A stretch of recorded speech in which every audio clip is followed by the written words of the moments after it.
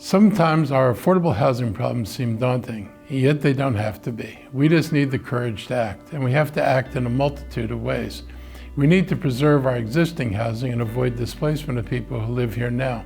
We don't want to price them out of the county. One important part of that solution is rent stabilization. This county is losing affordable housing units faster than we can replace them, and replacing them isn't enough. We need additional units to accommodate future growth. We need them now. We are building affordable units and we're working with affordable housing providers to preserve others, but it's simply not enough. In a typical development in the county, only 12.5% to 15% of all the new units built are affordable, but they're only affordable to a narrow band of incomes, and almost no family-sized 3-bedroom units are built at all. In the year 2000, the county had about 43,000 naturally occurring affordable units here. By 2020, that number was down to 22,000, and we're projected to lose another 11,000 in these next 10 years.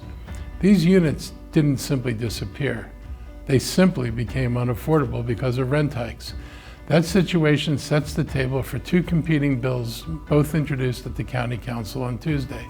As many of you know, I support the measure co-sponsored by Council members Jawando and Mink, the one they call the Home Act. It limits rent increases to the county's voluntary rent guidelines, or 3%, whichever is lower. But it also allows for rent adjustments to help landlords keep up with costs of maintenance, and allows for higher increases when their costs exceed the guidelines.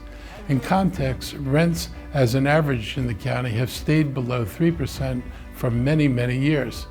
The alternate bill would legalize enormous rent increases, and those increases are not linked to an increase in building costs, which I think is crucial. In a year where cost increases are 4%, this alternate bill would allow landlords to increase their rents by 12%, far more than is needed to protect their profits.